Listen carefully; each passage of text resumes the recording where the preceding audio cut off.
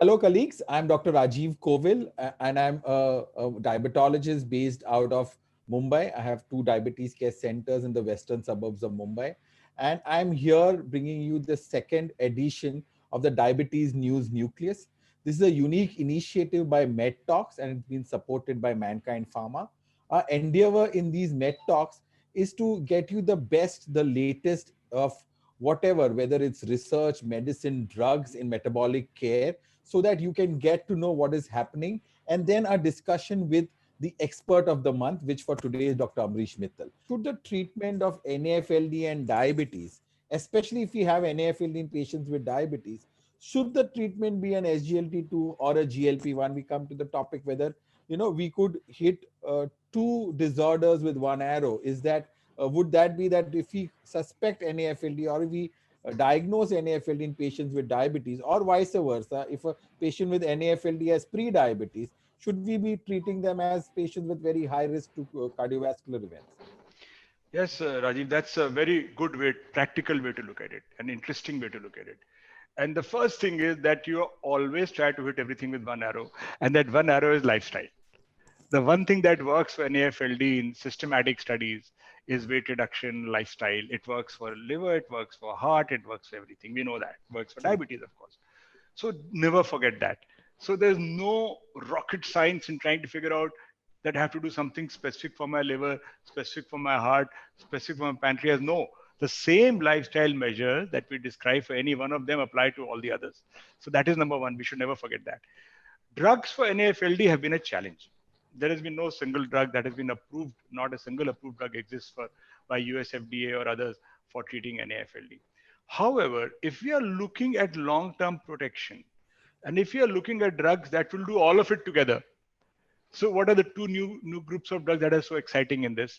SGLT2 and GLP-1, because we know they have beneficial effects on the heart, and we know that they have beneficial effects on the kidney. And I think it was you who suggested, and I actually agree with it, that SGLT2, for example, is primarily a renal drug. Now that you knew more and more about it, I mean, it's absolutely clear. The other benefits are spin-offs. The Absolutely. basic action is renal.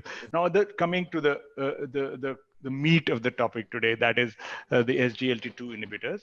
So SGLT2 inhibitors, as you know, are drugs that act by pushing out glucose through the kidney. They sort of open the tap. The glucose leaks out, the sugar goes down. They also do other things. They help you lose some body weight. Body fat content goes down, right? So if you do a body mass composition, you'll find that there is a change when somebody is on SGLT2. Mhm. These drugs we know have revolutionized the treatment of diabetes because they also protect the heart and now they protect the kidney. Probably, as you said, that's a primary action. The important message, I'll carry on from where you left off. That is that actually, when I started my career, we were pure straight endocrinologists.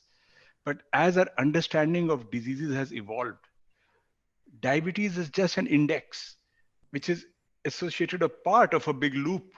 True. So actually, we are all now functioning as chronic care physicians. What distinguishes now a successful endocrinologist, if you will, from someone who's just, okay, in the public eye and in patient care, would be the one who gives attention to chronic care. So you have to be a chronic care physician, regardless of whether you're an endocrinologist, diabetologist, or a physician. You cannot be just looking at the glucose or just looking at the liver or just looking at this. You can't do that anymore. And then you have to, so as since the best recognized condition in these, because of all the efforts of everyone, including people here, is diabetes. So you should treat diabetes as an index condition because of which the patient has come to you and not as a diagnosis in itself.